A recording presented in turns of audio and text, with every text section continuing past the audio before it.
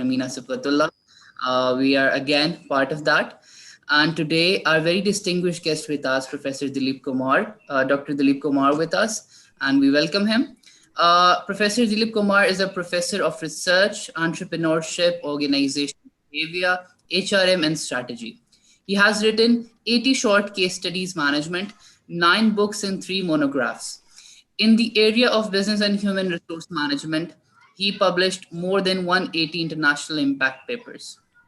He is the editor and editorial member of several high impact um, journals. He has an exceptional track record of research, training, and consultancy and teaching. He is a strategist of quantitative and qualitative mixed methodology research. He has guided several doctoral and postdoctoral research scholars. He has devoted his life to research and institutional building initiatives. So we welcome Professor Dr. Dilip Kumar. Welcome, sir. Thank you. Thanks a lot, Mudrisa. Can you hear? Yeah, you're audible. Audible. So, moderator for today's event is Dr. Amina Subkatullah. She's the HOD Marketing and Assistant Professor at KIET, and also she's the manager at PDC. So I would request Dr. Amina to further proceed with the session. All right, thank you, Mudassir. And thank you all of you that you have joined this session that is on mixed method research. We all are the researchers, and we know this vital significance of mixed method research that is quite useful in the qualitative and quantitative when we talk about the contradictions that are generating in the quantitative and qualitative findings. So mixed method is basically quite helpful there. And what we found that because of this in this pandemic situation, or if we talk about the importance of digitalization, that it has basically made us easier for us. It has reduced the gap of sharing the knowledge across the boundaries. And so we have today Professor Dilip Kumar with us, who is from India, and he's a Pro Vice Chancellor in the GNS University. Yes, Dr. Dilip Kumar, you can now proceed with the session. Thank you, Amina. God bless you. So let me start my session, and today it's going to share about little bit about the mixed method research. So this is exactly very tough knowledge that you're going to learn about. And thanks for Packer to call me for this short interactive session. So I had a little bit discussions earlier with Dr. Amina, and amazing candidate on marketing, and likewise that particular time I do have some interactions and consultancies and talks, and likewise that exactly ended up this program. This is my almost 4th program for your country.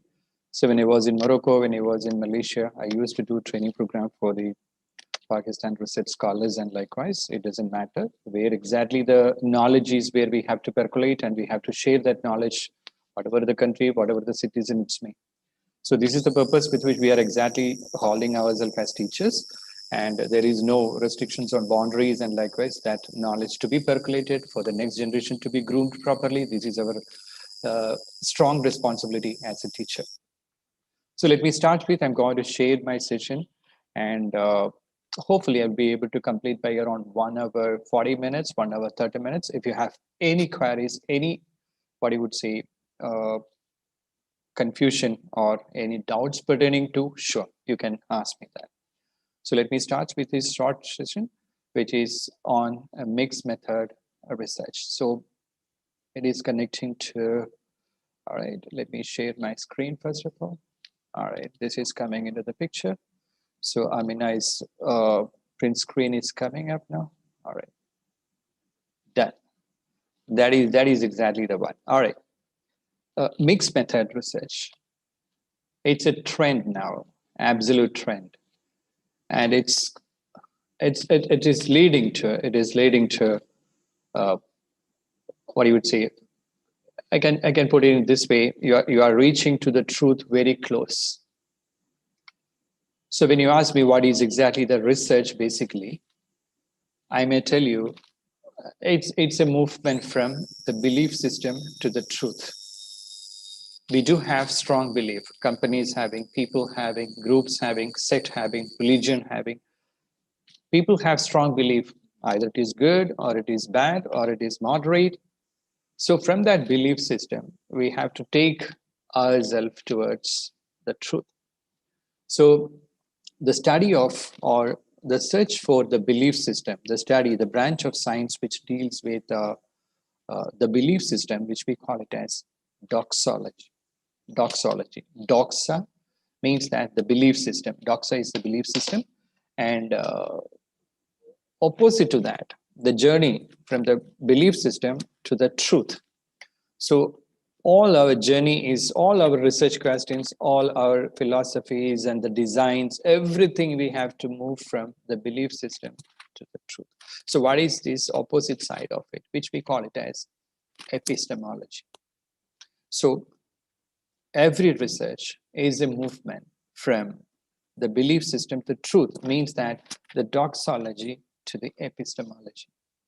Doxology is the science of, or the study of, belief system of people or any group or any sector or community, individual, countries. But opposite side, what is exactly happening? Does the belief system is really leading to that truth or not?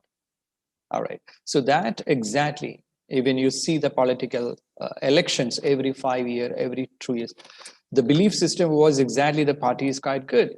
But at the end of the day, when the reality people experience, it turned to be the truth that next time they are not coming up into the picture. So the movement exactly. So here, first of all, we need to understand the difference between qualitative and quantitative research process. This is most important thing. If you don't understand these differences properly, you won't be able to do mixed method properly. Mixed method is not a kind of method which we can use it. Just like after the completion of Conti, I did some interviews and some extracts has come out, and you presented it and complimented. This is not mixed method research. So mixed method research is basically integration or a synthesis of these two methods. All right, quantitative method and the qualitative method. So here we need to understand clearly the difference between qualitative and quantitative research. All right. So basically the quantitative paradigm, basically the purpose of it is to give predictions. Quantitative research basically to test theories. You come up with a model, you come up with a research frame, and the research frame to be integrated with a theory, and the theory to be tested, had it having proper, what you would say, implications or its impact on the society. The same theory can explain the problems, sources, or causality factors and effect factors, and likewise. So testing a theory is most important thing for quantitative research people. Beyond the context, wherever you apply the theory will give you the results connected with a research frame. So what is this theory all about? A theory having 4 components. People used to tell theory. Where is the theory to substantiate my research frame? How I can convert the research frame into theoretical frame? How I can get a proper theory? This is the question exactly happening across the globe, connecting to academic research. So what is theory all about? A theory consists of 4 components. Which are these 4 components? The first component is the concept. And the concept consists of many sub-concepts. The second level need to establish the relationship. The component is called as relationship between the concepts. So a theory explain the concepts. A theory explain the relationship between the 2 concepts. So which are these 2 concepts? To establish the relationship, independent variables and dependent variables, or moderating variables or mediating variables. So variables, what is variable? Something which is changing continuously. If it is constant, you don't have to do any research. Something which is varying, we need to do the research. So something need to be measured, means that that particular phenomenon you are doing is amenable for testing or measurements. We need to get proper measurement to measure it. So this is exactly the question of quali quanti coming up. So these quanti people usually deals with numbers. They're not interested in videos, audios, photographs, or any kind of diaries or memos or autobiographies. They're not interested in all these things. They're interested in numbers. What is numbers? Numbers connected with the scales, and the scales connected with the items. Scales and items together, we call it as measurements. So something which is measurable, they're only interested in that. They're not interested in something which is unmeasurable. So the purpose of theory, the first component is concept and subconcept. Second component is a relationship between the concept. And the third component of a theory is logic. Which logic you are talking about, under which discipline, theories, or the things that the context with which you are talking about. When that logic changes, maybe variable changes, or maybe that particular relationship may be changing. So take an example, many husband and wife may be working in colleges, but the time they get into an institution, the logic changes. When they get into a college, the institution, exactly the logic changes of that relationship. There is no relationship between the husband and wife, they are teachers. So all these variables may be changing because the logic is changing. And theory explains the logic. And the last factor of a theory is connected to boundaries. On which boundary you're talking about that concepts and that relationship. If it is a Pakistan context, if it is Rawalpindi context, or Karachi context, or Islamabad context, and likewise, that it's there exactly, it is valid. Beyond that, is it possible? That need to be tested. All right. So the logic of applying such kind of theory is basically to test it. So quanti people going towards that, they are completely formal, objective, systematic process in which they try to dig out or try to establish the relationship between the causality factors and the effect factors, and they're trying to explain to the world about the models they have generated connected with a problem. But the difference between these two, please try to understand that way. Qualitative researcher, basically, the researcher interact with being researched. Completely, they are attached with the phenomenon. But the quanti people never attached with the phenomenon you are studying, neither to the market, nor to the people, nor to the situation, nor to the institution. It's objective, it's independent. You can study any customer retail outlets. You are not attached with that. You don't have any idea about that outlets itself. So the context is independent in the case of quanti, but the context is dependent. Context is dependent in the case of quali, and in quanti, it is independent. Researcher is value-led, means that researchers' bias creeping into the study. Means that the researcher is basically the instrument of quali. She goes to the field. She collects the data, she analyzes the data, and she come up with interpretation. So everything depends on researcher. So researcher's subjectivity may penetrate his or her thought process, but in the case of quali, in the case of quanti, it is not. Why? Because there is no role for researcher.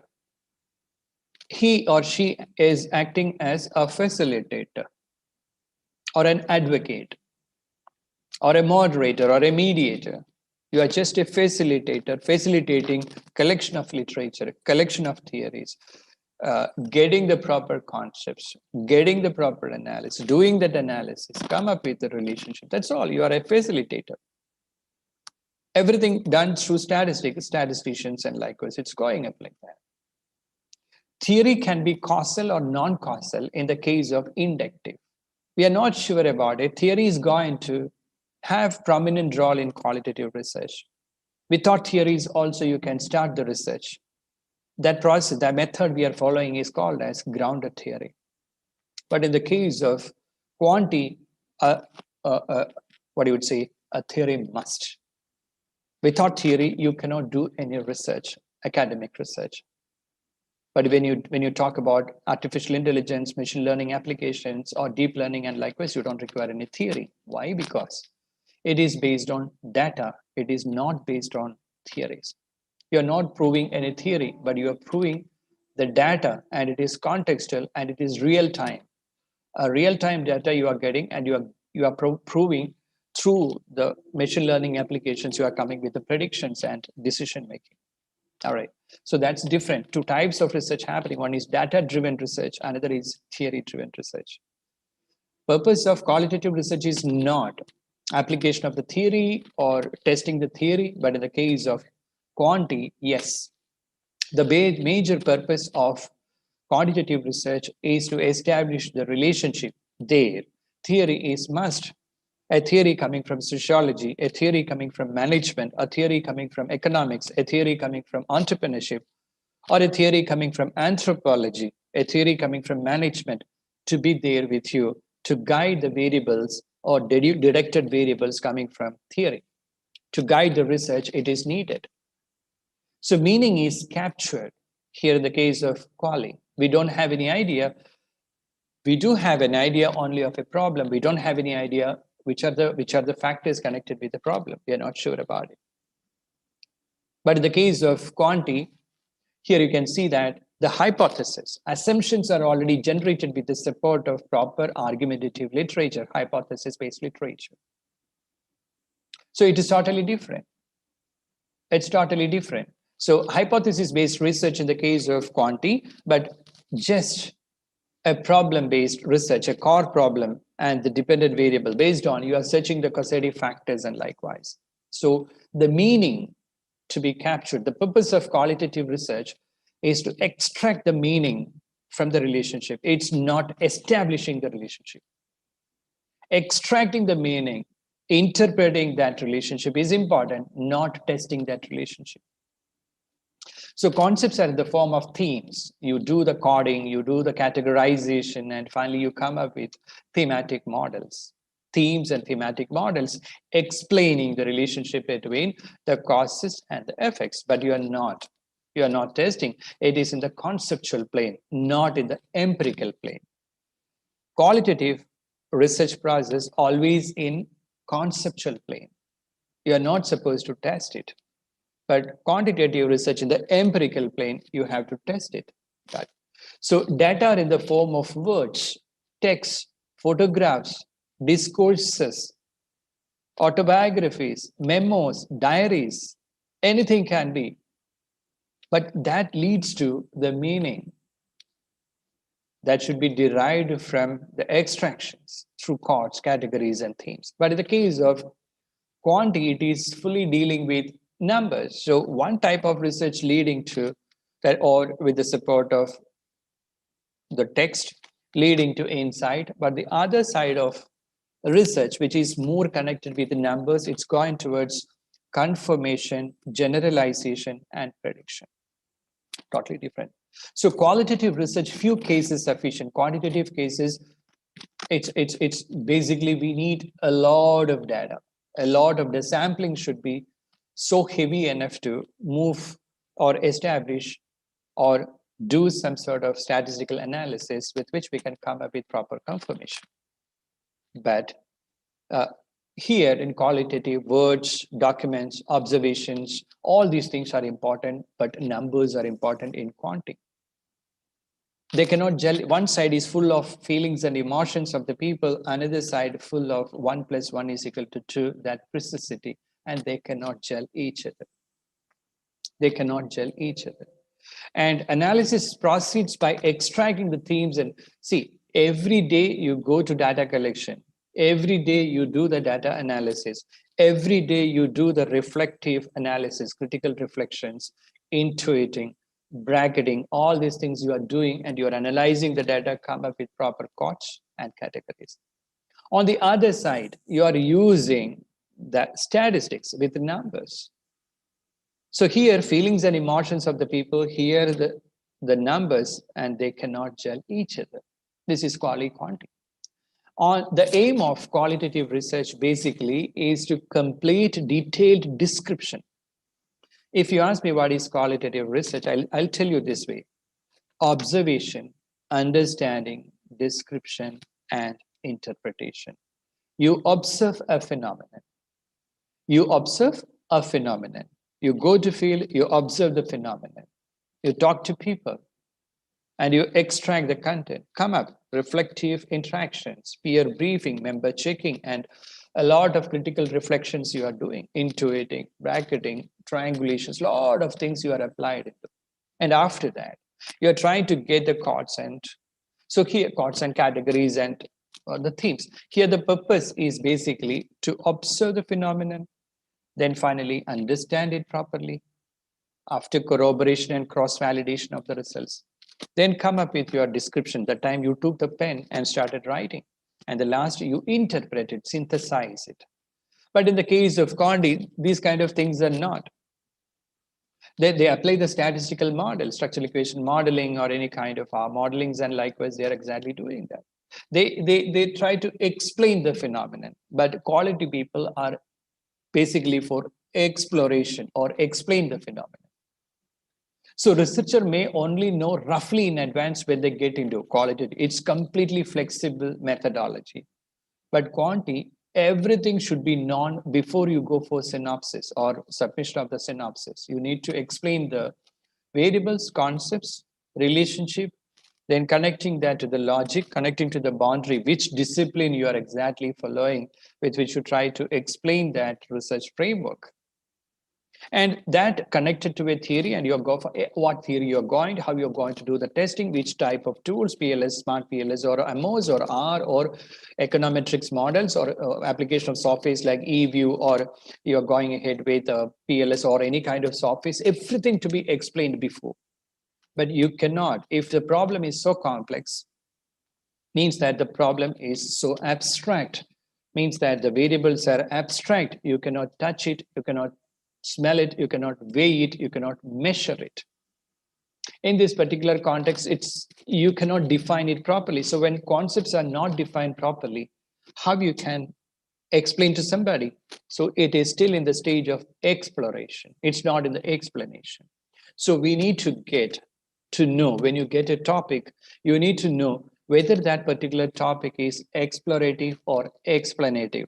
If it is explanative, go to quanti. If it is explorative, go to quali. If it is some are explanative, some are explorative, go to mixed method. Right? So recommended during the earlier phases of research. What is the purpose of qualitative research? If you don't have the concepts, develop the concept. If you don't have the theory, develop the theory. If you don't have the instruments, develop the instruments. If you don't have the literature, develop the literature. If you don't have proper methods, develop the methods. So everything is more connected with development. So if your objective of your research is developmental, it goes to more quality, not quantity. But if it is more connected with confirmation, and leading to generalization, and that is leading to predictions, of course, quantity. So qualitative, the design emerges from the field. We are not sure about whether we can follow the phenomenology or grounded theory or narratives or decision trail or semiotics or ethnography. We are not sure about it. And the designs are emerging when the interaction with the respondent starts. Researcher is the data gathering instrument. I told you, he goes to the field, he collects the data, he analyzes, or finally he or she definitely they interpret the data. So basically, researcher is the instrument. But in the case of quanti, designs not emerging, designs are already to be fine-tuned with your research frame. Research design, you need to, based on a theory, based on the variables, based on the analysis, everything should be explained. Methodology, method, tools, design, philosophy, everything to be explained. So the tools are the questionnaires. Basically, you do have the questionnaire, you go to the field and you collect the data, come back and do it. So quanti people they have proper instruments, but here there is no instrument. Open-ended questions. Go to field every day. The questions are refined and refined and refined and refined, and maybe they do have a protocol initially. After that, they don't have anything. So they refine the questions and questions and questions. Finally, sometime it is also happening, the research questions they are posing in the beginning may change also, because when you come to know the proper concepts, when you come to know the issues connected, and finally the concepts connected to the issues, sub concepts, and likewise, maybe you will be getting a new theory, maybe you will be getting a new design, maybe you will be getting new method.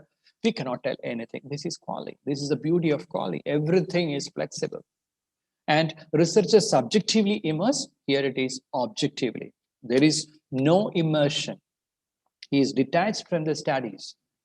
He cannot involve in that. And here it is completely based on questionnaire, standardized questionnaire exactly you are to. So you need to understand they cannot gel each other, neither the philosophy, nor the method, nor the tools, nor the designs, nor the way of doing the data collection, the way, the sources of data, the time, the investigator, everything is different in the case of these two. So subjective, objective, and rich text data is important for quality, but it is not that important, not at all important for quantitative research. So when you look upon this one, if you want to understand mixed method properly, why I took this 15 to 20 minutes specifically for making you understand the difference between these two, you need to understand the research philosophy. Here, this is the worldview of research. The belief system created. Who are the people created the belief system? The people who created the belief system are us. Some of them are qualitative authors. Some of them are quantitative authors. They wrote so many articles. They have many research, and based on that, they have built it up. They have built up this knowledge. They created a belief system connected with quality. Same problem, connect in a qualitative angle, they have produced the information. But the same problem in a quantitative way by the quantitative research people. So this is exactly the bio-psycho-socio-cultural disciplines and the theories which integrated in the worldview. So the philosophy, there are two kinds of philosophy, which we call it as positivism and interpretivism. Positivism and interpretivism. The positivism, if your topic is tangible in nature, tangible. What is tangibility? The factors you are considering, the concepts and the constructs you have considered for the research is tangible. Means that you can touch it, you can smell it, you can weigh it, you can measure it. The most important word is measurement. What is measurement? The time you can, what is touching and smelling, all these things means you can define it properly. There is no ambiguity. Customer satisfaction, service quality, tangibility, assurance, empathy, any kind of words you taken into consideration, everything properly definable with the support of existing authors' literature or the definitions. So something is definable, literature available, concepts available, theories available, instruments available. If all these things available, you can explain that phenomenon properly. So when you can explain a topic properly, it is going towards positivism. You can structure it properly. You can organize it properly. You can systematically, chronologically, you can put it across your arguments. There we can follow positivism, something which is tangible, where there is concepts available, where there is theory available, testing possible, literature available, argumentative, conceptual, theory, everything is available, everything is explainable. That particular time only you can think of positivism philosophy. This is focus on generalization of the finding, causal explanation of the finding. If your objective is causal explanation, what is causal explanation? the relationship between IV and DV. The relationship, what is IV? Causative factors. What is DV? Effect factors. So what is research?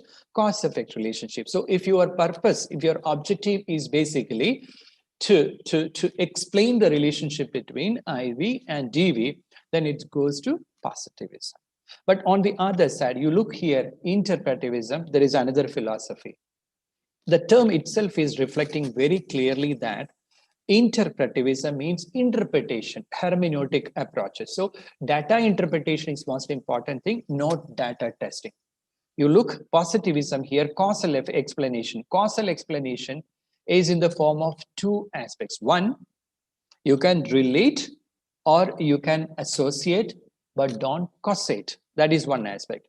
You can relate, you can associate, and then causate it. That also possible aspect. So if your purpose is causation, establishing the causal relationship, causal explanations, causal relationship between IVs and DVs, then it goes to positivism, or the purpose is basically confirmation of the causation, generalization of the causation, and finally, that means prediction of the causation.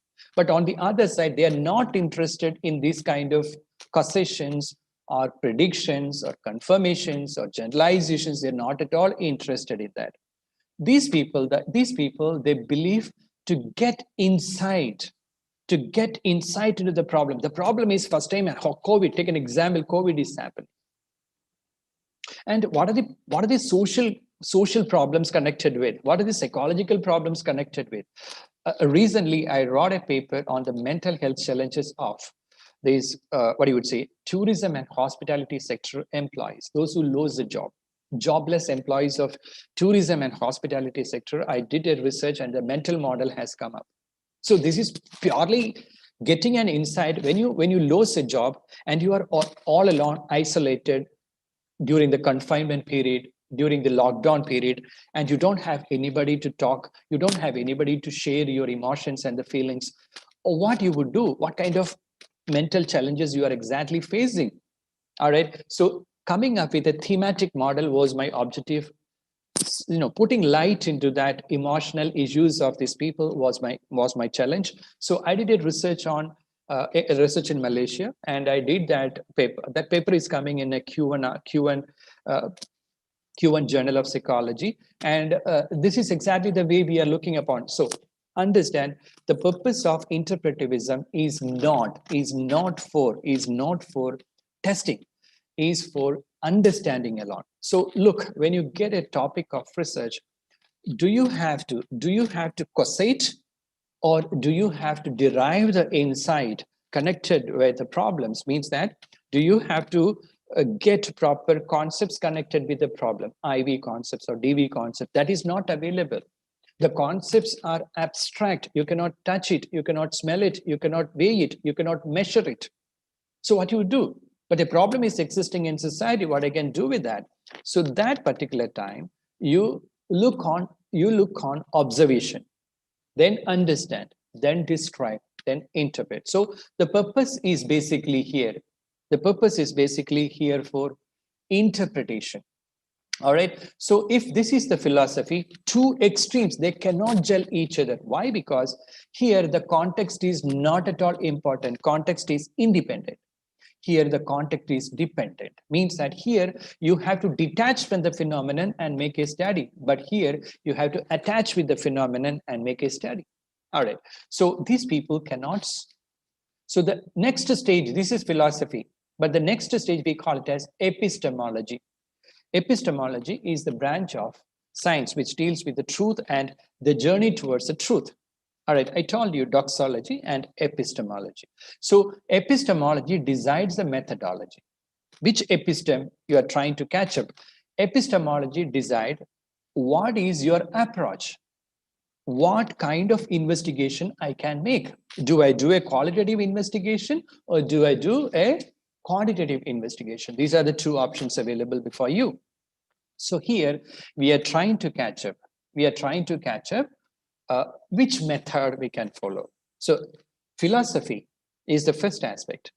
Second is the epistemology. Here it is coming into the picture of methodology, what method I can follow. So here you need to understand we have two methods. One for hypothesis, because you have the concepts are explainable, causal relationship can be established with the support of argumentative literature, inconsistencies of findings. You are telling that there is a knowledge gap and that need to be tested. So hypothesis testing is important in the case of positivism philosophy. But in the case of interpretivism, we are not interested for any kind of testing. This is to provide thick, rich text connected with the issues and explain the feelings and emotions of the people.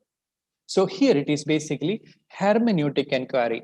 Data interpretation is most important thing. In-depth, going in-depth, what you would say, interviews, observations, content analysis, field notes, reflexive journalisms, and likewise we try to grab info, extract, code it, categorize it, then coming up with the themes. So the purpose is insight and understanding. So the purpose is not for hypothesis testing. You can bring propositions, not hypothesis. Hypothesis only in quantity. So if you look upon the positivism, they follow quantitative research. If you follow interpretivism, they follow qualitative research. So quantitative methodology is quantitative, methodology is qualitative. This is exactly the difference between these two. And once this methodology is decided, you have to look into the methods you can follow. Under the methodology, methods are coming. So different types of methods possible in quantity, like survey, experiment, questionnaire. With the support of a questionnaire, structured observation, we call it as scheduling, quantitative analysis, all these things are coming in quantity. But in the case of quali, it is more connected with the methods like phenomenology, ethnography, grounded theory, what you would say, decision trail, semiotics. Semiotics means study of signs and symbols. Decision trails means you are trailing the decisions taken by many managers where the project went wrong, and you're trying to dig out the errors where happened, just like a blockchain concept. Every data source, we are trying to trace it back and try to grab where exactly error happened, and we try to rectify it. So this is decision trails. Then you can also do focus group discussions and a lot of methods. This side is full of qualitative method, and this side is full of quantitative method. So when you look upon now what I'm going to tell you is that many times when you take the research topics, you may be selecting mono methods, like either qualitative research or quantitative research. Issue is that mono method errors. Mono method error, we have the mechanism to rectify it in quantity, CMVs, and likewise common method, variance analysis, a lot of things you can do. All right, 5 types of errors: rectification process, extraction, rotation, piece, what you would say, principal component analysis, or you can go for EFA, CFA, lot of mechanism there to fix it. But in the case of quali, we do have the mechanisms like triangulation, bracketing, intuiting, reflexive journalism, content, a lot of things we can do it also. Issue here is that when these two, we are not sure whether one method is right enough to produce the truth or not. Our journey from belief to the truth with one method is sufficient or not. If one method is sufficient, you don't have to go for mixed method. And you are telling that a lot of variables which are connected to Islamabad region, and that variables are not precipitated in the West context or in Northeast context or East context, Southeast context. It is not. All the literature telling about their own variables, and it is not percolating into Islamabad, Rawalpindi or Karachi regions and likewise, no. So that time you are realizing that variables which I have taken into consideration for quantity is explainable, but certain indigenous and customized variables which are precipitated from the locale of Islamabad, that need a special attention. And that I cannot, because literature is not available. Theory to explain this variable not available. Instruments not available. Operational definitions and conceptual definitions not available. Hypothesis-based literature not available. But these variables are existing. This is a reality. If you try to ignore that research is just for the sake of a research for publication, other than that, you are not serving any community like government or the NGOs or the bodies or industries and like this, you're not serving anybody. So searching the local variable is our journey. So many times when you get the local variables, we don't have any approach to do that. So how I can integrate these localized variable, which is not explained so far, into the existing explainable variable, only mechanism available is mixed method. All right. So try to understand. So let us have a brief idea. When you have to, why we have to do qualitative research, where we can do, or why do we have to engage in qualitative research? Because development of concepts, development of hypothesis, formation of hypothesis, testing the hypothesis is quanti people, forming the hypothesis is quali people, developing a new theory, developing new instruments, developing new literature, developing thematic models, developing new methods, all are quali. But confirming those concepts developed by the quali people is the job of quanti, confirming it, defining it properly, coming up with operational definitions properly, with measurements, testing it with the support of, or if you don't have the instruments for that particular concept, develop the instruments. All right, and testing the research frame, testing the hypothesis, confirming the theory, confirming the research model, generalize the findings, predict the relationship, all are quanti people doing. So research design, in the case of quanti people, a theory, deducing from the theory, you get the proper concepts, explaining the problem. Explaining the problem, you deduce the factors from the theory, and you do the relationship with IV, DV, and likewise with the support of statistics, and you finally analyze and confirm it. But in the case of quali, it is not like that. You don't have theory with you. Maybe having the theory, may not having the theory. So that particular time, you start with observation, go to the field, talk to people, connect with them, and extract the data and analyze the data. Everyday data collection, everyday data analysis. So you are trying to index the facts, add up, add up, add up every day. First day factors, second day factors, third day factors, fourth day factors. You index, and then you are trying to derive a thematic representation, and it is leading to a theory. So it is totally different concepts. So the philosophy you are going to follow in mixed method, we call it as pragmatism. It is not positivism. It is not interpretivism. In between positivism and interpretivism, and there is a philosophy which you have to follow, is called as pragmatism. The term itself is very clear, more practical. It is more practical. So pragmatism has been to find a middle ground between the philosophical dogmatism, means that the skepticism, confusions created, metaphysics stage. So rejects the traditional dualism. Quali, quanti, rationalism, empiricism, realism, anti-realism, free will, determinism, Platonic appearance, reality, facts, values, subjectivism, objective. So complete quali, quanti separation is very clear. And we want to get a solution for this, so we follow a new philosophy. Generally prefers more moderates and commons, that means common sense version of the philosophical dualism, and based on how well they work.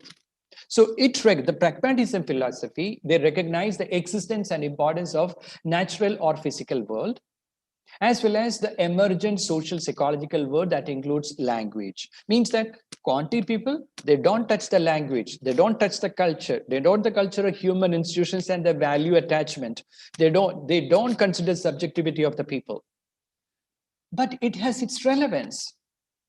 When you take a frame from Africa or from Europe and you're trying to apply in Pakistan region, it may not suitable.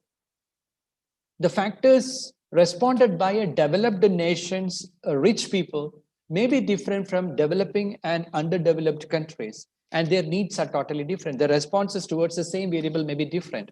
So many times we don't get the right variable to do the research. So language is important to come up with new constructs. Or the culture is important, the value is important, the religion important, the subjective thoughts important. So contextually, we have to derive those concepts. So we have to move with the reality, place high regard the reality, and knowledge is viewed as being both constructed, knowledge to be constructed, the concepts to be constructed with the sub-concepts. So endosfallibilism, what do you mean by that? The current beliefs, we need to completely experiment and then come up with confirmation rather than just believe, follow the beliefs and likewise. Justification comes in the form of warranted acceptability. You're exactly cautioning the system, following the symbol method, following the mono method, and you're trying to arrive at, you're cautioning them that it may not be the right variable you are studying. When you give these findings to industry, they may not be able to capture. They may not be able to use that study finding in industry because you have not taken up the customized and indigenous variable. So in that particular context, you need to be very careful. So reasoning should not form a chain which is no stronger than its weakest links, but capable, whose fibers may be ever so slender, provided they're sufficiently numerous and intimately. See, take an example, what these quanti people are doing, they're looking upon the regression line, linear regression, and all those variables which are connected to, all those responses which are connected to the linear line, they are exactly taking and then doing the statistical analysis. We call it as normality based analysis, normal distribution of the data. First you ensure, and after that only you can do that. You are checking out the outliers, negative, extreme negative values, extreme positive values. Dr. Dilip, can we ask a question? Sure. Well, you know, in quantitative, we start with a theory and we prove it and we say that here is a gap that can be improved. That's the way it is. And in the quality research, we are trying to find a theory and eventually find something. Now, in this particular case, what I understood what you are saying is that we start with a theory, but at the same time, we also start with the interviews and see how this theory is actually working on the ground. And we may find that the theory and its quantitatives are not really what the people are saying. So we find something in between. That's what you're saying? You know one thing, a lot of theories which existing in this world are outdated. And that theories universally applicable, popular theories, we call it as popular theories. When you try to bring out that theories into the problems which is happening in Pakistan or in Rawalpindi, maybe having relevance, may not have the relevance. So that time when you do that theoretical testing, many times the prediction rate is going down. When you look at the statistical analysis, you can see maybe 30% prediction possible, 35% prediction possible. So you're doing a small population and you're trying to establish the truth that there is strong relationship between independent and dependent variable, and the theory can explain 36% variances of our prediction for that. But my question is that what happened to this 64% of this that model cannot explain? Where is the answer for that? Why the student don't get 64% of that prediction, where exactly he lost in literature, where he has lost in theory, where he has lost in design, where he has lost in the tools selected, where exactly he didn't do properly identifying the customized variable coming from the locale. Did he forget the entire, what you would say, localized literature? Or does he won't be able to capture the variables which are closely connected with the problems of the society? So many times when you start with the literature, issue is that the literature start guiding you rather than the problem start guiding you. So when the literature start guiding you for the sake of completion how do you sum up the report then, sir? You have this is exactly the purpose of this is exactly the the purpose of mixed method. This is exactly, I'm coming to that. So I have not mentioned so many things I have. This is the base exactly with which I'm building up the highest knowledge. So the ways professor has mentioned now, do we have to search for the indigenous variables? I may suggest that we are exactly moving away from the positivism and we are moving towards more interpretivism. Let us interpret the issues connected with the locale.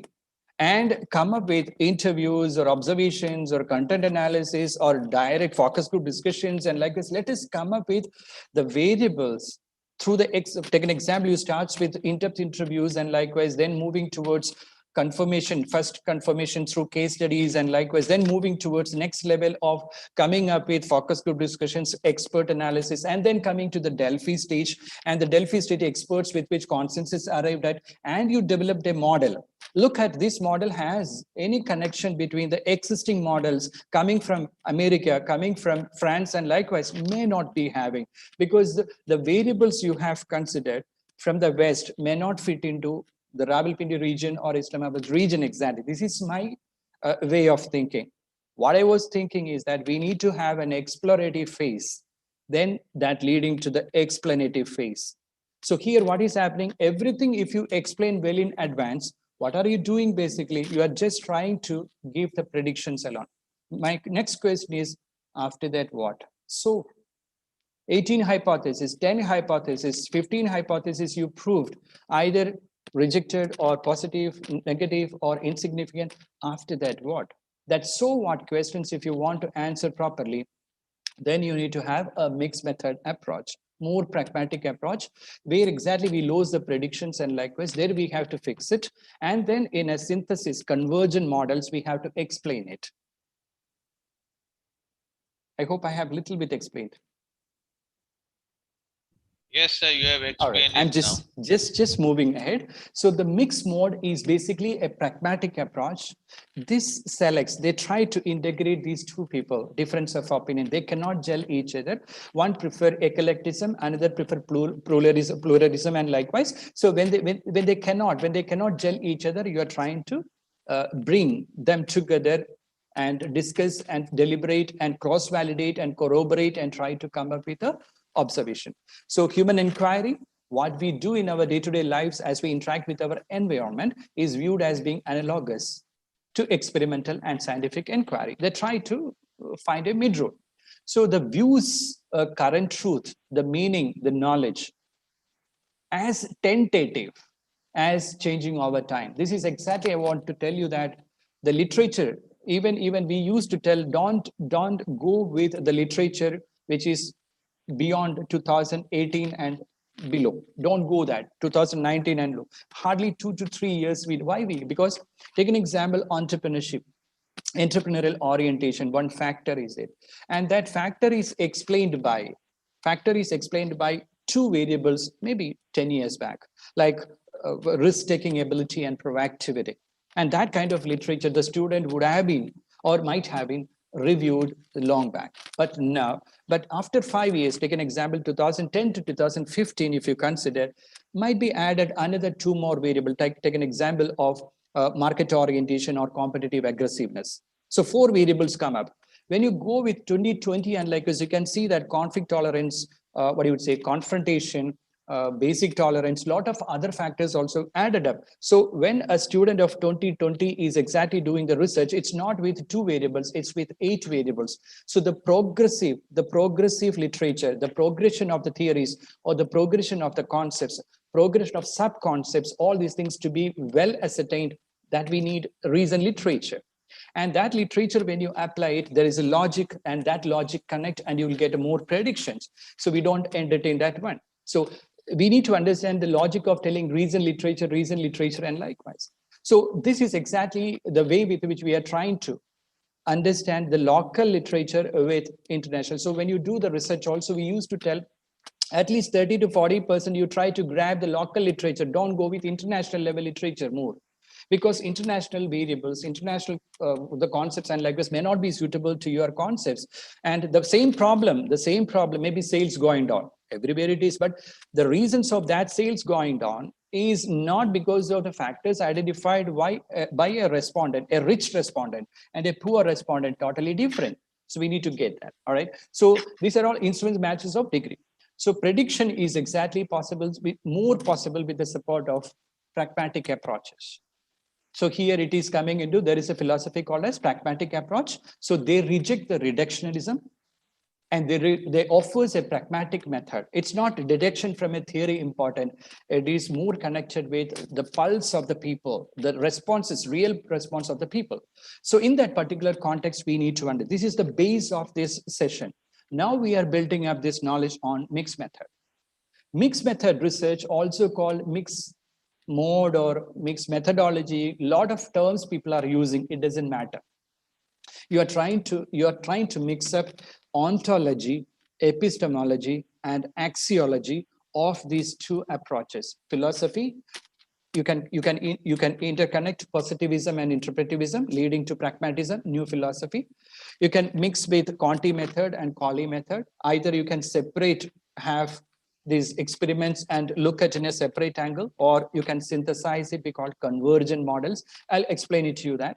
And use of multiple disciplines also possible. Nowadays, if you want to explain many issues, take an example of the brand related issues when you do a marketing research, and likewise, you have to look at consumer sentiments. That is a psychological parameter, but a family angle, sociological angle, exactly. Economic angle, you are trying to connect with economic principles during the COVID period, and likewise, you have to look at. So multiple disciplines and multiple theories are needed nowadays. It's not single theories, we can deduct all the concepts you are studying.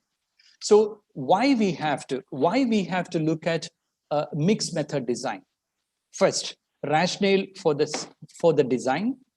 Why we have to look at what is the purpose with which we have to integrate. Second, collecting quantitative and qualitative data must in the case of mixed method research. Third, the priority. Which one should go first? Do I start with Colley or do I start with Quanti? Sequence, one after the another, means that can I start with Quanti first, then to Colley, or Colley first, then to Quanti? Data analysis, that where we have to do, when we have to do completion of the research and then do it, or every day, then and there we have to do it. And the most important thing is the notation system. We have to explain with a diagram the procedures. So the key characteristics of mixed method coming into that. So let us understand these aspects much more before I go to the designs and likewise. Rationale of understanding, test findings of the first phase. So you got, take an example, when I was in Malaysia, a student of PhD, she has presented, I was given the training program, usually mixed method research in Malaysia when I was there. So that particular time, a student came up from UTM and she exactly shown me, sir, I'm facing big issue. I'm facing extreme issue. My Conti phase completed. And here I'm getting only 2% prediction. 98% is on the other side. Means that her hypothesis were 18 hypotheses out of you can see that how many hypotheses then got proper confirmation prediction. So this is very difficult stage for her. So when I looked upon the data, she did everything perfectly in Conti. She did perfectly systematic literature review, got the concepts, got the sub-concepts, got all kinds of intermediary variables, and she did proper measurement analysis. She has proper instruments to measure it. Absolutely having the author, recent authors. Sir, may I interrupt you here and ask a question?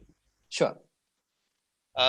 When we have both these qualitative and quantities, which has a number one, which has a more weightage, the quality one or the quantity, or quality is just a moderator, giving a moderating effect to the final analysis? I'm going to explain to you, Prof. This is exactly my journey. Just give me another couple of minutes. I'm going to tell you. You can give either equal weightage to this, or you can give Colley importance, Conti less, or you can give Conti importance, Colley less. This is exactly coming into the designs. Around 6 designs are there in mixed method design. 6 designs are coming. So there we can have this. So 3 types of models are the exploratory, explanatory, and convergent. When you focus on these type of 3 types of designs, I will explain to you in the coming slides. It is coming up. It will be very clear where we have to give priority and where we can give less priority, and likewise. Just give me another couple of minutes. I'll explain to you properly. So let us have this rationale first. The test findings are so 2% prediction possible only with the support of Conti. 98% the factors she has considered for the research is not explaining the model. So structural equation model, when they conducted, she couldn't explain it. So my only suggestion to that girl, look at this 90% of the data. A lot of factors are not gelling at all. And what you have to do is that you have to start a quali phase now. That data, 98% of the data which couldn't explain the model, go for data mining. Extreme negative cases, get into that, and you try to do the in-depth interviews, focus group discussions, and Delphi, and come up with, if there is a possibility, new model itself may come up, you do that. This is exciting. So she started a qualitative research process in which very different research questions, same analysis, same research questions of Conti in an open-ended way. She started extraction of the storyboard, and from the storyboard, she extracted the chords. From the chords, she extracted the categories and the theme. When she reached around 8th month or 9th month, she got the extension to complete it. And that particular time, a new model generated. So she got a model from literature, which is absolutely explainable. And she got a model which is explored, completed after college. So these two models have come up. And many variables, some of them are same of Colli and Conti, but majority, 80% of the factors coming from that locality is totally different in comparison with the Conti. You understand that? So, and finally, when she had to present the thesis, she tried to integrate that, synthesize that, and told that if in Malaysian context, if you want to understand the scenarios and likewise, the new generation researchers have to mix up these two factors, and many factors don't have the proper measurements, and likewise that measurements need instrument development and conceptual and operational development. The others you can adopt from others, and integrated mechanism with which the research to be done. That's the way she has presented. Amazing findings, exactly. Integrated methodologies, designs, everything she implemented. So a lot of time when we are doing the test findings of the first phase is not right enough, then we have to go to second. So explain in more details results of the first phase. You did the Conti and the prediction has gone down. That particular time you can go to qualitative research and explain it, or you can complement the results. You got a good result, 40, 45%, 48%, you got it, and you still feel that, okay, I need one more corroboration and cross validation with multiple methods. So that particular time you can go and complement the results. That is quantity to quality. Provide a more complete understanding than either quantitative or qualitative. Means that you're thinking that I'm not getting a proper comprehensive understanding about these issues, and likewise that particular time you can go for experiment. Second is collecting both qualitative and quantitative data. One type of data. Excuse me, sir. Can we say that this, when we have done a qualitative and quantitative, both of them, and certain factors have been confirmed by the qualitatives and certain have not been confirmed. So the one that have been confirmed by both, those are our findings. The thing you need to decide here, which are the one you want to a separate analysis or you want to make a synthesis. So the factors which is explained in quanti, on one side it is there, and the factors which is explained, new factors coming into the local factors, that is also coming into, if you want to synthesize and tell to the world a new interpretation of the same problem in a new interpretive way, you are trying to, that is possible. And you also can also interpret in the way, these are the factors coming into Conti, and these are the factors coming into Colli. And since because of the time limit and likewise, you won't be able to mix it and do it, and separate confirmation is needed further. And likewise, you can also find, that means complete the research over there. But the most important thing I may suggest is synthesis of this finding and come up with accumulated knowledge of these two and try to explain to the world. But in case of, in case of quantitative, the questionnaire is thrown to a big public, and you take it from anybody, whatever their views are. But in case of qualitative, they are very specialized people who have certain specialized knowledge, and you are asking some very specialized questions from them. So if they are giving some certain weight to certain things and coming up with a different kind of a opinion, so do you don't think that that is the true picture that should be told to the world, rather than say that this is what the general public says and this is what the specialized view is? It's not like just a throwing on the face of somebody and you are collecting the data. That is not research. Research is basically, it's not public view also. When you go for quantitative research, you are exactly following random sampling. What do you mean by random sampling? Basically, you have representative population and you have randomization possibility. You have replication possibility. You have better control over the phenomenon, and there is repetition possible. Unless and until these five factors you are following, it's not just public, it's a pool of data, and that data represent homogeneity. All right, that is one aspect. So you get a prediction that's through Conti, and you are telling. And on the other side, when you have to do the qualitative, it's not just like doing some sort of interviews and experts' views and likewise. You need to have a logic with the different research questions, and which is closely connected with your problem you're studying. And after that, you have to go for in-depth interviews first, individual analysis. And you have to do many mechanisms for corroboration research like bracketing, intuiting, reflexive journalism, critical analysis, continuous reflections, and likewise, you have to do it. It's not just opinions and surveys, and it's not qualitative research. So once you get the data, you first of all have to case by case focus group discussions, and you try to clarify and cross validate whether the find. Take an example in GT, grounded theory.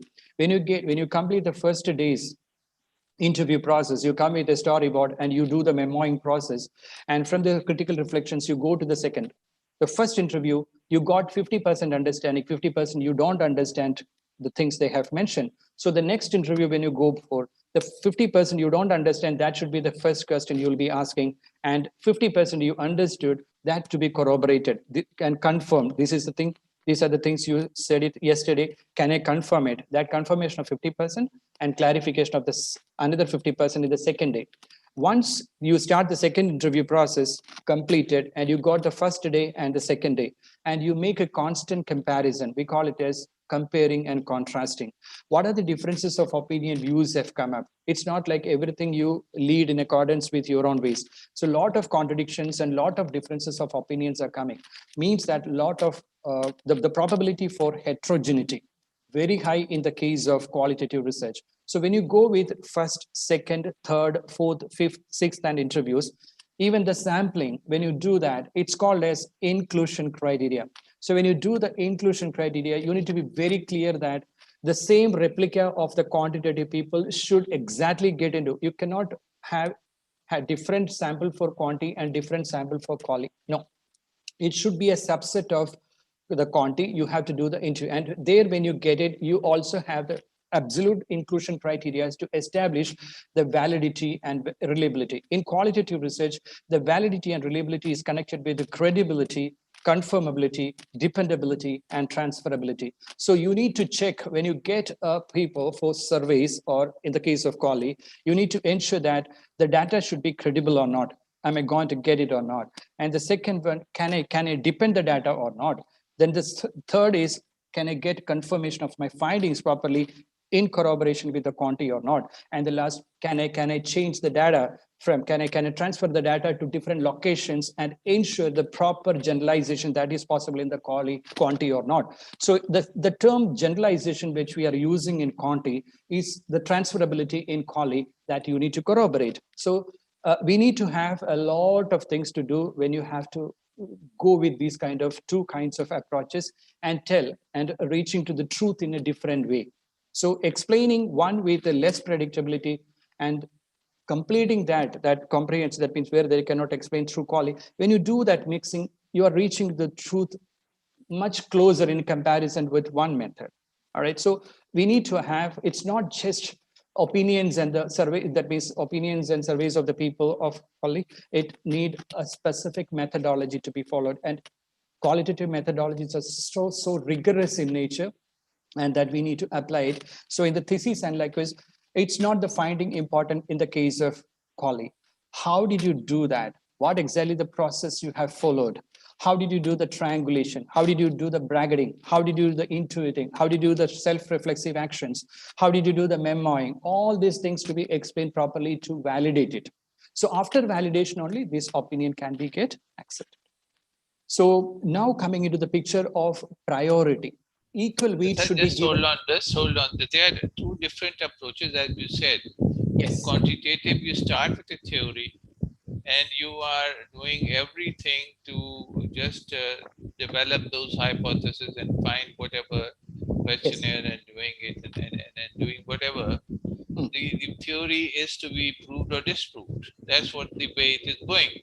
The other thing is the case of qualitative, you're growing from the groundwork and you're trying to find a theory. Exactly. So they may not be getting together at one place, but what you're suggesting is that whatever researches have been done up to now, they have been just finding the same thing. Maybe This is what you're saying.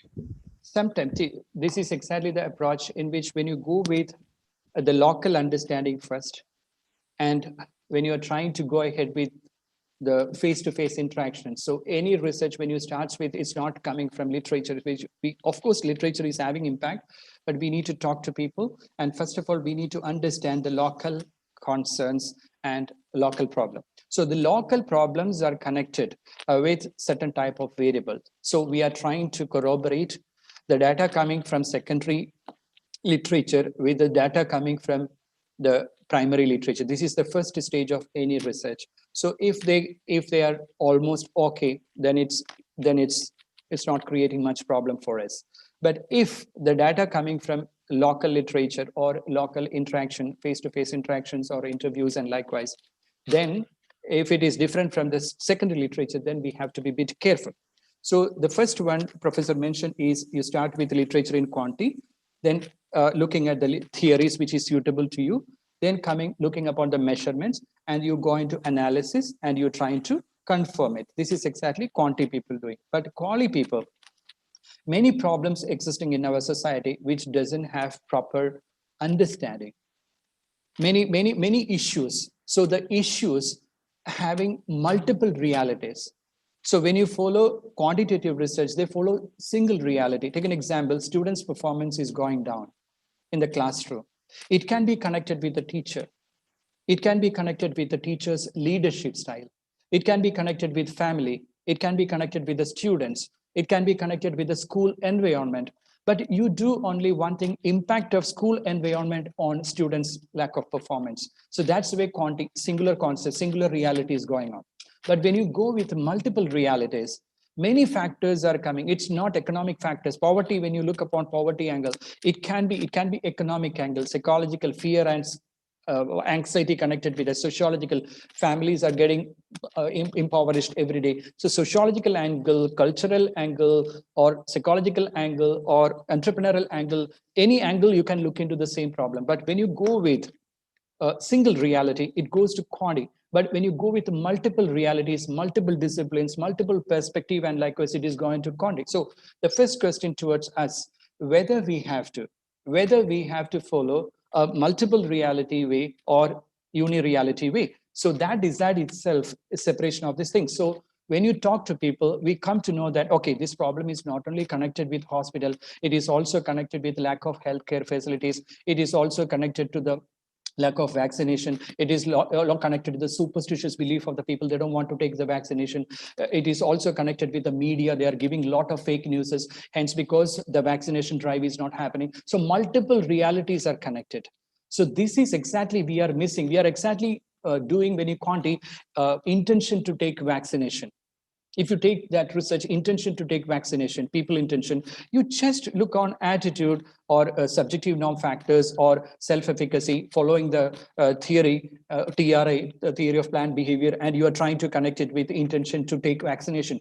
Okay, you will get a research output. But what you are missing is you are not integrating the superstitious beliefs of the people and the rural perspective towards that, their economic angle, and likewise facilities available in the healthcare systems in rural areas, and like you are totally missing. So when you do that research, it is not complete. This is exactly I'm telling. Once you go to the field, you try to get the variable from the field and you come up with that, then look at the theory which is so suitable, rather than fixing at the theory first and then follow. You have an option. If you can explain it properly with that theory, okay, well and fine, we are not against it. But if you feel that the localized problems need to be addressed in a different way, all right, that particular time we need to start with searching the literature first, understanding the concepts connected with the problem, which may be different from the existing literature, then going to the sub-concepts, and likewise then connecting to the conceptual definitions, then connecting to conceptual frames, and that conceptual frames to be searched for a proper theory, and the theory to be connected with the conceptual frame, it will be converted as a theoretical frame. Then you look at the possibilities of proper instruments, and likewise after that you go for measurements, and likewise, and when you come up with later side a kind of confirmation of the model, something that will be much beautiful in comparison with the first one. This is exactly I was explaining. Prof. Okay, understood, sir. Thank you. So just moving towards priority, you can have equal priority, both, and equal analysis possible. At the same time, you can also give importance to quanti and then quali later, no problem. You can have if you take an example, you see here quant. This is if you are this quant, if you are putting in bold and capital letter means that it is giving importance in the design. So here it will be changing as capital letter, that's only. And the next one is sequence. Either you can go together, that we call it as concurrent, or if one after the another, you can start quanti, then to quali, you can start quali, then to quanti, anything possible. So this we call it as one after the another. So you have to wait as a researcher. Once the quali phase finishes, that particular time only you can go for quanti. Once the quanti phase, if you start it, you know that data collection to be completed, it's a cross-sectional study design. So you have to finish it by 1 month, for 28 days and 4 weeks, and likewise you have to finish off your study. Then you have to start the quali, and likewise this is possible. So another is analysis. You can either go for convergent triangulation designs, or you can go for exploratory designs, and you can go for explanatory design. These are the 3 types of designs mixed method possible. I'll explain to you now. So this we call it as data analysis strategies. Data analysis strategy. So the last one we call it as diagrams, and always follow the notation system and give priority to use the what you would say, take an example, this rectangle or diamond or circle or square, different types of shapes you have to use. So one phase on the left side full of quali, on the other side full of quanti, that picture to be there in methodology chapter of you. Why? Because research questions of quali, research questions of quanti, research objectives of quali, research objectives of quanti, research hypothesis of quanti, research no hypothesis there in the case of quali. All the things should be clearly mentioned. Means that starts from identifying the methods to the analysis, data collection, then analysis, then synthesis. You need to show it as a picture, diagrammatic presentation. That we call it as notation system. So let me ask this question: how, when, and why did mixed method design begin? Legitimacy of the qualitative research is under question. How far we can follow by getting a small, the way professor asked me, how just because of few people and the surveys and you are conducting and you are coming up us and asking us to follow your findings, is it right? I may tell, not right. So at the same time, increased interest in having 2 strands means that less number of population and the larger number of population, high variations and low variations. So when you try to mix up, maybe there exactly the results much acceptable. So individuals looking for new methodologies, of course, you can definitely consider mixed method. So quanti people, decisions before the study, inquiry to, this is quali. this is exactly, so this is coming into, is researcher reduce the inquiry to a small number of variables, means that you try to, this is quantitative research here, you are trying to deduce the number of factors from a theory and make it 3 variable or 5 variable or 6 variable, and you are making a study. So you're trying to deduce it from a theory. Researcher asks specific and closed-ended questions in quantity, analyze numbers alone, and there is absolute requirement of checking up the instrument's reliability, validity. So reliable validity in the case that face validity, content validity, construct validity, criterion validity, concurrent validity, convergent and discriminant. All validities, you have to check it before you go for reliability analysis. All right. But reliability, either in the taking the example of PLS and likewise you go for composite reliability, or you're going for Cronbach alpha, and likewise in the case of SPSS, and you're doing that kind of analysis to check the credibility of the instruments you are using for data collection. But in the case of qualitative research, these kind of things are not. Researcher makes the decisions based on the views of the parties. Most important thing is views of the participants. Researcher opens the inquiry up to understand the complexity of the situation. Researcher asks open-ended questions, not closed-ended questions like quanti. Researcher analyze the words, photos, audios, everything, biographies, everything they are evaluating. Researcher places emphasis on individual meaning. There is no prediction, confirmation, or any kind of objective. It's only for getting the meaningness through self-reflexivity, critical analysis, critical self-reflections, bracketing, intuiting, and likewise. And researcher writes report in a flexible way, but in a very structured way, the reports in quant. So why we use mixed method basically? To explain and interpret, and exploration of a phenomenon, develop and test a new instrument, serve a theoretical perspective, go deep into that particular perspective, and you are explaining the problems are happening because of these issues, and likewise, right? It can be a feminist angle, or it can be a social cohesive theories, or you are telling that the perspective connected with entrepreneur, the perspective connected with Africans or the poor countries, the perspective connected with the rich people, and this kind of perspective you are taking into consideration. Economic, psychological, sociological perspectives are all totally different. All right. Sociological is a group perspective. Psychological is an individual perspective. Economic is more connected with the demand supply. Entrepreneurial connected with the options of startups and likewise. So different perspective you need to look into the picture. Overcome the weakness of a single design. This is most important thing. One method when you follow, there are a lot of lacunas connected with that. We need to reduce its impact. And strength of a single design, complement the sense. So quanti is absolutely good. To support that, we can also add the questions which we cannot ask in quanti to the quali portion, and in a comprehensive way, we can explain the truth. Address a question at different levels. Some are, take an example, stress levels, and likewise, it's not connected with quanti, it is more to the quanti. But stress is related to productivity, and likewise, you can, so different research questions when come up, you need to have different methods. So address a theoretical perspective at different levels. So purpose of mixing is basically explaining the complexity, making comparative synthesis exactly.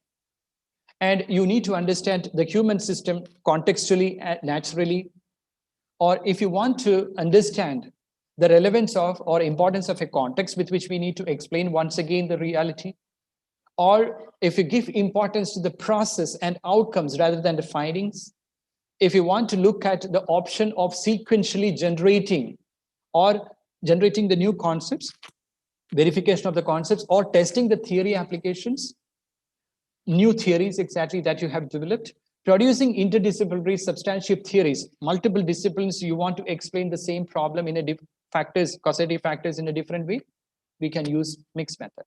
So the purpose of mixing is to break these binaries, break these concept of I only follow quali, I only follow quanti, and like this kind of boundaries we need to reuse. So iterative, normative, these are all quali-quanti differences I'm talking about. We need to crash these the mono method errors and likewise. So we need to get the multiple angle perspective, and we need to answer those with that multiple perspective. So reasons for fixing: insufficient arguments, multiple angle arguments, more evidence, the better the argument, community of practice arguments, eager to learn arguments. These are arguments exactly connected with that. When you argue through quanti alone, When you argue through quality alone, people are not ready to follow. So multiple angle, you need to look at the same problem. Why? Because a problem is connected with multiple realities rather than single reality. This is the argument. So when is mixed method suitable for a problem? We need to explore before we administer the instruments. We need to explain our statistical results by talking to people. Means that first quantity, then quality. We need to see our quantitative results and our qualitative results matches or not. We need to enhance our experiments by talking to people, and we need to understand or develop new instruments or not. That particular time you can use it. So the lot of strength and weaknesses, I may suggest this is a tedious process, absolutely tedious process. A lot of strength, they can tell it out, can reach to the truth, and likewise the process toughness is very high. The weakness is also connected with that. So now I'm coming to the last stage of this session, which is more connected with the designs.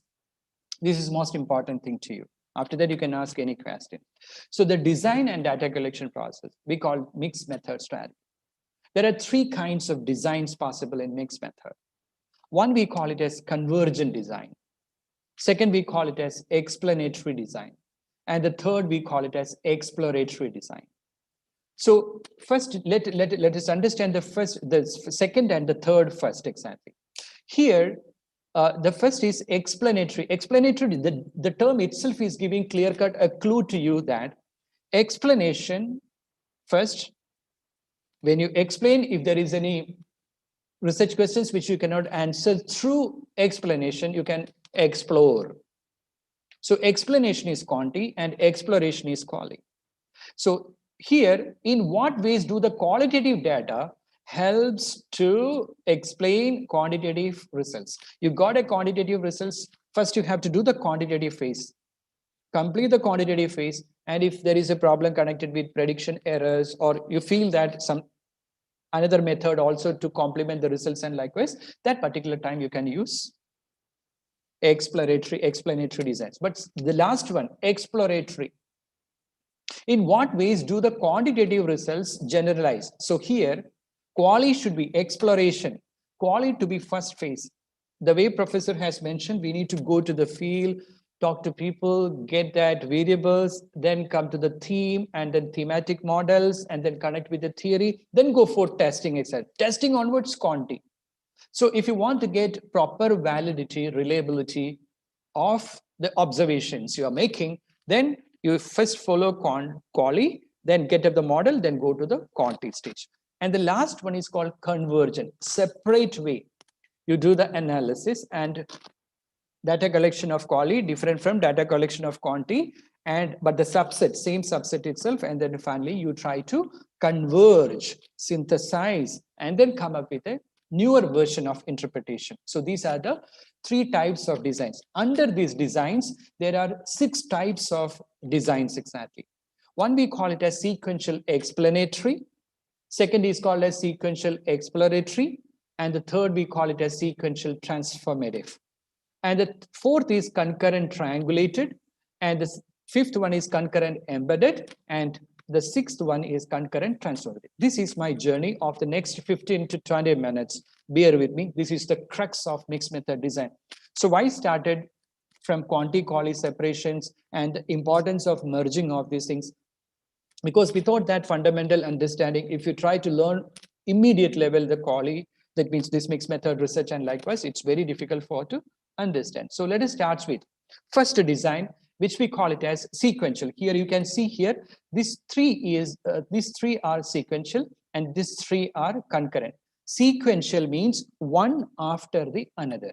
Means that first you have to follow one method completely, and then you have to start the second stage exactly. This is the purpose of sequence. Concurrent means that parallelly, same time you have to implement these 2 types of method. So let us have an understanding here. You do the quantity, you see here, you can see here quantitative, QUAN capital. So you have to follow the data collection of quantity first. And once you complete the data collection process, that you can lead to the qualitative phase. So you get the research questions of quantity you will be getting, and the research questions of quality also. So a lot of factors localized factors. If you cannot ask, first you do with the literature available based on the quantitative research, and then integrate that qualitative and then move for the interpretation. So here first phase is basically two-phase project, collecting quantitative data first, followed by collecting qualitative data second. Typically, a greater emphasis is placed on quantitative data in the study. Example, you first conduct a survey, then follow up with a few individuals who answered positively to the questions for the interview. So you can also get that once you get the results. If you want to know, if you want to feel that, okay, I got around 48% prediction through regression, but 52% of the people, I feel that they're not agreeing with it. What are the reasons? What are the reasons with which they disagreed with my observations? That particular time, you can start with data mining. So through the data mining process, get the extreme cases. Extreme means extremely all the people have negatively or insignificantly answered. Get that people. That means if you get 384 population, that 384 population in the county, from there you take around 10 to 15, and from there, it should not be different sample size. From the same sample size you get it, because they ensure already the homogeneity, randomization, control, representativeness, everything they have ensured. Replicability is possible, so you take it exactly there. But the problem here, you found out the heterogeneity. So that people, when you take out, that kind of research questions to be developed, and you have to corroborate the results, or you may be coming up with new observations, new factors, new themes may be generating from that. This is exactly coming. So you try to interpret in a sequential way. This is exactly the pattern for. So here, explanatory design, you starts with quantitative data collection. Here, then coming into quantitative phase, and from here, you have to, the case selection should come from this, the quantitative phase itself. You do the case selections and then go for qualitative data analysis, this to be integrated, finally make interpretation based on quantitative and qualitative results exactly. So here you can see the differences, the follows, and likewise this I have taken from Creswell, Planck, and his books, and likewise they have clearly made it like that. So this is first phase. What is happening, why we have to use many times explanatory sequential designs? Because we are not sure about it. We should do this explanatory designs in the beginning. We start with quantitative research. So that particular time, you don't have any problem. Literature available, concepts available, operational definitions, measurements, items, scales, designs, tools, everything available. But when you have gone down to the field, when you applied that theory and the research frame into the field, that particular time you got a prediction rate, very less prediction rate. So 20%, 30% prediction only you got it. Means that 70% of the factors you have considered, and the 70% of those explanation of the causation is not acceptable to the people you have. Maybe the problem connected with the population you have selected, the sample you have selected, maybe the instruments you have selected, maybe the design you have chosen. So multiple errors, we call it as standard errors. It may penetrate into your study already. So that particular time you have to go for qualitative research to explain the data. So this is exactly this is called a sequential explanatory study design. Now the second design, sequential exploratory design. I'll give you one example. When I was in Malaysia, I did a research on, there is a festival. This festival happening only 3 days. It's called as Rainforest Festival. So this festival happened in 3 days in Sarawak region, Santupong region, Sarawak region it is happening. So I was exactly doing a research on the neophobic character, the food phobia, neophobic character of people, those who are attending this particular event. So a lot of tourists, 90% of these tourists visiting, means that that particular event is a musical event, rainforest musical event. That particular event, 90% of the people visiting from abroad. And this is a festival which is through, what I would say, musics, complete music, indigenous music from Mexico, from Ghana, from Africa, from Southeast Asia. Many musicians, best of musicians are coming to the world, and they are exactly doing that percussions over there. So this is my study of their neophobic character and neophilic character of the people visiting over there. So food phobia is connected. So when some people, that they are not interested to come to that particular place, and they don't want to have any food from the indigenous people. They are visiting, they are very careful on their body, and they won't take it because they have the poison experience, food poison experience in the past, and likewise allow. Some people, but on the other side, neophilic character, and that particular people, they like the ethnic food. Wherever they go, they want to have the same food from there. So these two kind of, so this is one of the major aspect which decide basically the, what you would say, the flow of visitors. If you want to attract more number of tourist people into that, then you have to accommodate the sentiments of all these. We call it as consumer sentiments or tourist sentiments, you can consider. So I started with a research exploratory study design in 2016, I think so, 15 or 16, I think so. Then that particular only 3 days, so we completely completed that exploratory phase, but we have to wait for another year to do this quanti portion. So the gap is there, so the chances of non-response bias is very high. So in order to reduce that, we have different mechanisms to reduce it. So around 113 people interviewed, different groups interviewed, and we got the factors connected with that. And that quali portion, when we completed, we have come up with neophobic characters and different attitudinal factors and cultural factors, and like a lot of things we have come up, and that made it as a thematic model. That's what I told you, localized variables, and we make it as a thematic model, and that model has gone towards quanti research, quanti data collection in the next year. So 15 started, 16 we did the data collection process on quanti, then immediate level, without losing the credibility of the data, we merged it. And you can see that paper in Google Scholar or anywhere, or in my ResearchGate platforms, or you can see it in my Google Scholar or ResearchGate platforms. I used to send some of the papers, publish it out there. So you can just get down application of sequential exploratory study design in rainforest festivals, and likewise you can see that. So next phase, so first phase is quali. You see here, quali giving importance and quanti giving less importance. Why we have to do that? The purpose of quantitative research is to get proper validity and reliability. External validity and external reliability is factor. This is exactly so findings we need to get much acceptance. So that is leading to a lot of implications, practical implications, tourism implications, policy implications, lot of implications it is leading to.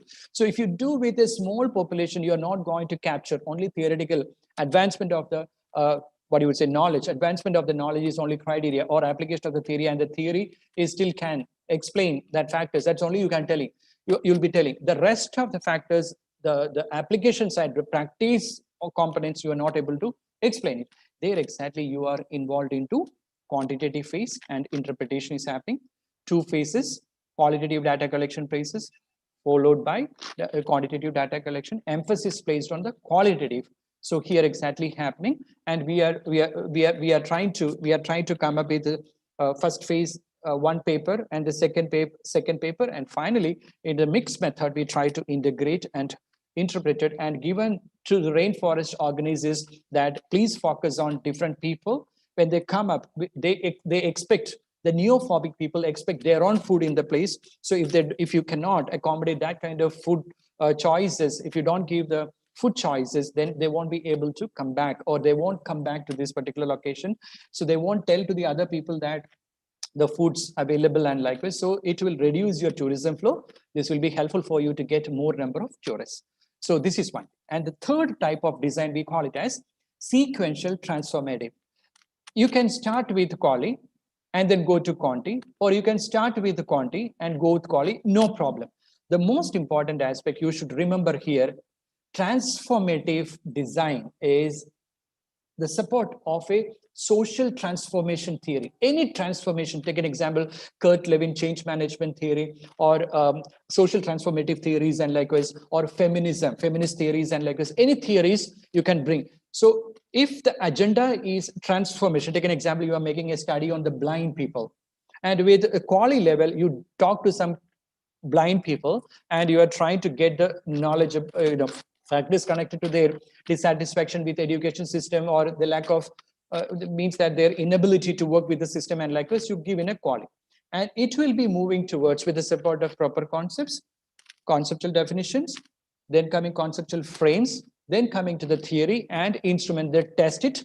And with the support of that feminist theory, feminist people think that, all right, these male people, they are exactly there to suppress our emotions and career and linguistic. Best example I can give you is a research study conducted in Malaysia by a general manager. She is a general manager of a journal, a press, a newspaper, and she was telling that they are not promoting me to the higher level. My last position is, if I die itself, is GM level. They are not promoting, because it's a patriarchal society. They're not allowing us to move ahead. So they are suppressing our thoughts. So she took the feminist theory and explaining the career plateau of women community, and clearly explained that these are the factors with which we are not able to grow, and it is more connected with the what you would say, the leadership styles of the male people. And it is, so they try to, and there is a need for this change. They are telling that transformation should happen, and these people should be promoted. They are much experienced, they are well good enough to guide, and like this, that should come up. So if your agenda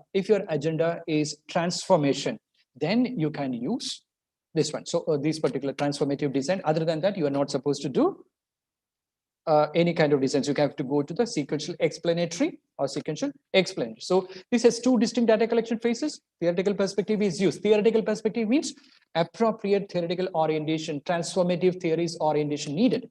Purpose is to use methods that will best serve the theoretical perspective. So here it is the following. This is exploratory. So the strategy here, there are two distinct data, either both data types priority can be given, no problem. Data are integrated during the interpretation phase alone. So here you are acting as an advocate for the, take an example, women community. You are acting as an advocate for the silenced and suppressed people in the society. You are voicing out through your theories or through your theses, your observations, and likewise, this is the purpose behind it.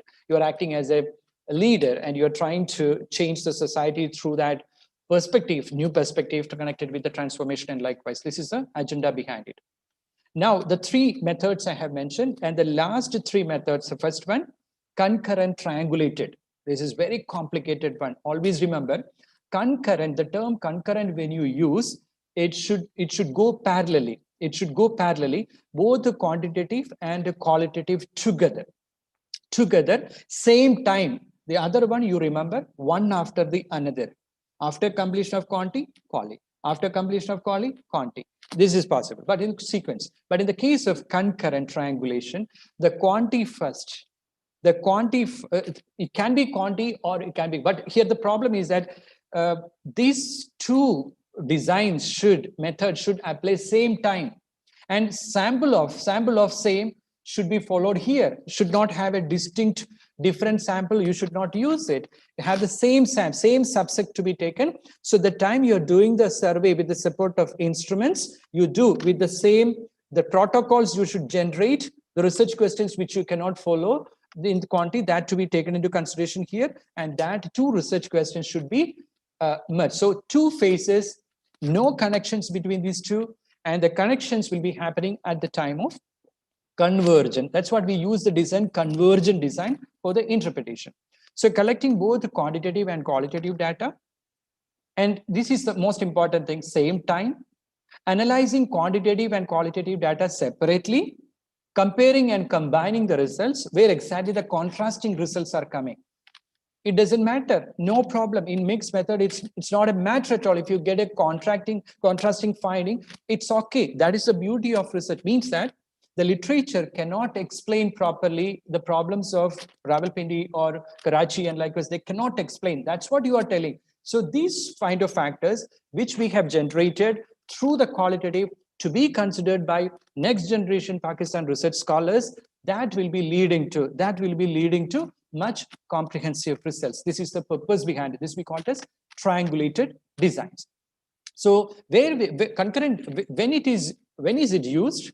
When you want to combine the advantages of quantitative, means that the trends, large numbers, generalizations, with qualitative, details, small numbers, and their sentiments and their feelings and expressions, the thick emotional feelings and expressions connected with, right? I told you the vaccination results, and likewise, we can easily conduct a research in quantitative level, but what are the issues, what are the superstitious beliefs that they cannot tell, the quantity people cannot tell, the superstitious beliefs with which they don't want any vaccines to be injected in their body. Why it is so that belief system, searching that, exploring that, that is concurrent triangulated one.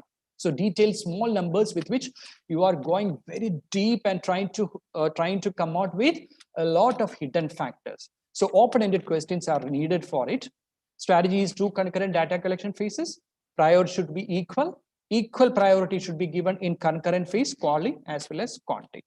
Purpose is basically to confirm, corroborate, and cross-validate the results of quali and quanti. So detailed diagram is coming. Because of time limit, I'm not going very deep. The next fifth design is, it's a bit complicated. Even Creswell and Merriam, all these people, those who are in the mixed method, they're not able to capture fully, but still I try to explain in a different interpretive way. But they're also struggling to explain with case. So, but this is very complicated one. See, here you do quantitative research first. And the data here, when you go for a qualitative, this data set should come from here. So the data set of quali is embedded into that. So first you do the quanti and you do test. And if you cannot explain too much of things, you go for qualitative phase, and in which do the in-depth interviews, observations, focus group discussion, Delphi analysis, everything. And you come up with a thematic model and the factors which we can lead to. Maybe it is different from here. And that should be gone here as your first phase prominent. Second phase, this model should go to here. And that model is completely, once again, in-depth interviews, everything will be done. And once again, corroborate the results. It goes for testing over here. So quantitative pre-test, then qualitative process followed by that, then quantitative post-test research. This data will go here and it is going towards, once again, quantitative testing. So you try to quanti to quali to quali to quanti. This is a bit tough process, but I'm trying to do a research now in my locality. So I'm trying to explain that the way how. So first, quanti with a model, and that model you try to understand, cannot explain that in the field, and new model generated with the support of this quanti, some of them only coming into this phase. You develop a new model, and that new model once again has gone to the prominent phase for the testing. So quanti to quali to quanti, that is exactly happened over here. This is a bit complicated. So one data collection phase during which both quantitative and qualitative data collected. Primary methods guides the project, and the secondary supporting the rolling procedures. Embedded, it is embedded, the data set is embedded, everything is with the same. Take an example. If you have multiple realities coming up, one type of data set is principals, another type of data set is students. You can see that the research questions towards students, you cannot ask to research questions towards principals. How far the principal's leadership style influence students' performance? That questions you cannot ask when your question paper, entire instrument is related to students alone. You cannot ask the questions there. So you need to have a separate phase of principal's leadership with students' satisfaction, then combine, this particular time you have two data set, what you would say sample distribution. So you cannot combine it. Multiple data sets coming, quali will be perfect. But this particular case, the data set should come from the same subset. This is exactly the difference. And the last one, since the time is limited, the last one, concurrent transformative design. So this is another almost similar like sequential transformative design. If your agenda is transformative and your time limit is very less, and you want to do the same, research together, same time. The other one, sequential transformative, one after the another. Here it is not like that. You see, give equal prominence to quanti and quali with the support of transformative theories, either advocacy theories or social transformative theories or social action theories or feminist theories, and likewise different theories which you are considering. You put it across and deduce, and finally you come up with, and finally going towards that theory having still, or multiple theories having some options to explain the problem which is happening now. So earlier, maybe with the one theory might have followed to explain the issues. But now you are telling that theory is outdated, new rival theories are existing, and that rival theories should be integrated with the current theories as well as the models, then only the explanation, proper explanation possible. So you start with equally concurrent time, same time you do it, and finally going towards the other phase where you are giving importance to the qualitative phase, and then here embedded in it, the quali, that subset you are interviewing also should be in. Take an example, 15 people you interviewed in qualitative research, that to be integrated with the quantitative also. Don't, if you don't integrate these people, then the data sets differences coming up, it will be an issue. So it should be embedded.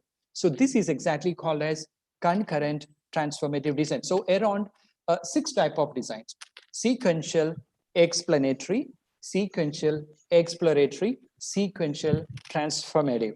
Then coming into the picture, concurrent, triangulated, concurrent, embedded, and concurrent, finally, it is coming into transformative. So 6 type of designs you can apply.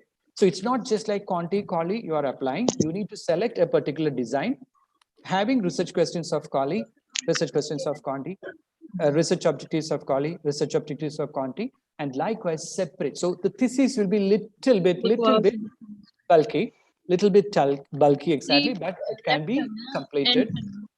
It can be completed in that particular period. But the thesis,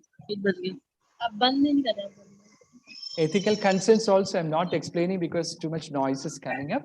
You need to be very careful when you do quali and quanti mixing, and likewise a lot of ethical concerns are there.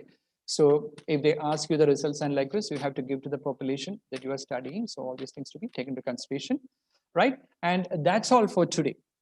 Thank you so much for the patience, and thanks, Professor, for asking so many questions and which are so relevant exactly. And I'm so happy interacting with all of you. So if you have any queries connected, just ask. I'll try my level best to answer you. Yes, Dr. Dilip Kumar, if I'm permitted, I would like to ask a question. Thank you. So this is. Sir Manavar, you're not that much audible. If you can just reconnect your audio. Am I audible now? Yes, you are audible now. Hello. Am I Yes, audible? sir. Yes, sir. Am I audible now? Yes, sir.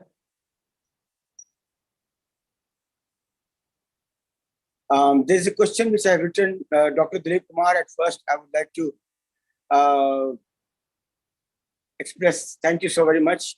And Mr. Dilip Kumar is already very famous in Pakistan. Everyone of us, we know that. Away, and sir. You will be as well. My question is, I've written in the chat box.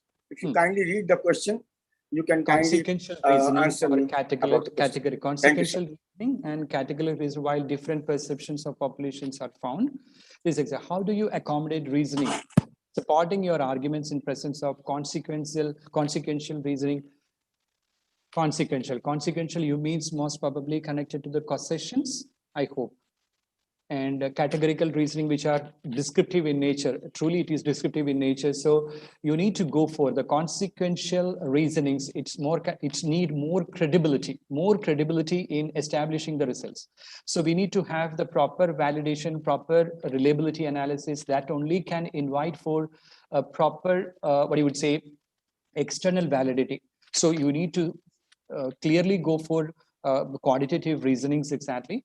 But categorical reasonings, this is exactly I'm talking about. This kind of things, very difficult to get it from the literature. If not, it is not coming from Pakistan population itself or the particular locality population. So that particular time, different perspectives of populations, we need to start with absolute explorative studies.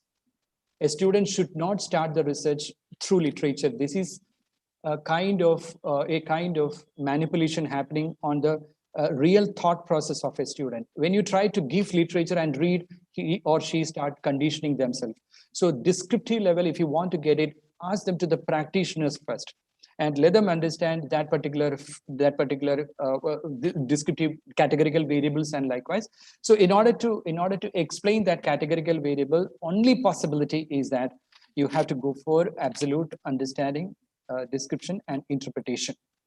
All right, so here Assume we are researcher, collect the data, for example, for providing your recommendations regarding philosophies of a political party of a country. This is exactly coming into the sensitivity. If you're talking about sensitivity and likewise, you should be a bit careful on politics. A lot of even blasphemy or any kind of issues are happening in certain locality, and likewise, should be very, very, very sensitive on. But question is how we can generalize this data. Take an example, you have created an opinion from about a particular political party, and you are trying to establish with the support of a 300, 400 population through Conti.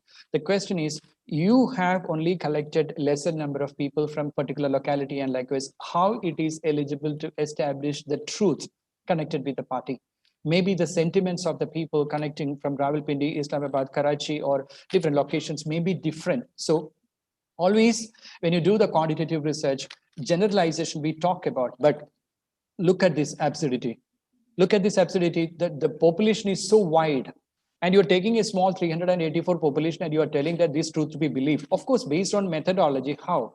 Even the quanti people, when they are exactly looking upon certain, what you would say, sample size and likewise, right? Or the application of statistics. Statistics is basically the science of average. They're talking about the means alone. They're not talking about extreme non-linear data, outliers data. Maybe the truth may be connected with the non-linear data.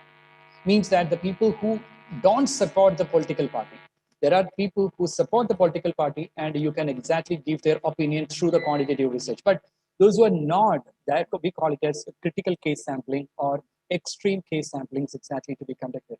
So in order to do that research, we need to have the integration of both what you would say, causation-oriented factors as well as categorical variable and its interpretation and its confirmation needed for proper explanation to the world. Otherwise, it's not going to get the proper value. Thank you, Amit.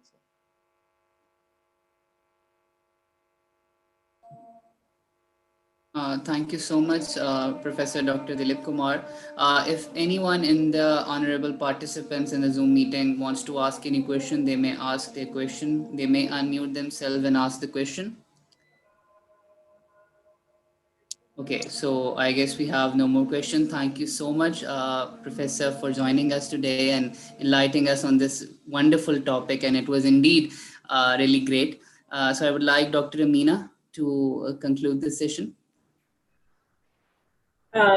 Thank you once again, Dr. Dilip.